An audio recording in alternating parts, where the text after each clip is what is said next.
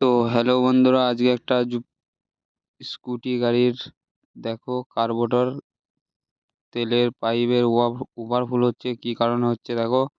তো সব কিছু বলে দেবো ভিডিওটাই। তো দেখো ভিডিওটা। তো দেখতে পাচ্ছ তখন কার্বোরেটরটা খুলছে, খুলে নেওয়ার পর দেখো কী কী খুলে সব কিছু বলছি। দেখো ভিডিওটা। দেখতেই পাচ্ছ কার্বোরেটরে 4টে নাট আছে, 4টে নাট খুলে নিতে হবে। এটা কিন্তু উইগো গাড়ির কার্বোরেটর। তো দেখো উইগো উইগো গাড়ির কার্বোরেটরের পাইপটাই ওভারফুল তেল বেরোচ্ছিল। তো ওই জন্যে বেলুনটা ঠিকঠাক কাজ করছিল নাকি দেখে নিচ্ছে দেখো। দেখতেই পাচ্ছ এটা বেলুন বলে, অনেকজন অনেক কিছু বলে। তো দেখো, তো সব কিছু দেখে নিচ্ছে ঠিকঠাক আছে নাকি। তো তারপর ঠিক করে লাগিয়ে দিয়ে, তো একটু প্রবলেম ছিল, এটা খুলে ঠিক করে লাগিয়ে দেওয়ার পর তো দেখো ঠিক করে সেট করতে হবে, নাহলে কিন্তু ওভারফুল পাইপ থেকে তেল বেরোবে। তো দেখো, তো ওভারফুল পাইপ থেকে দেখতে পাচ্ছ ঠিক করে খেলছে।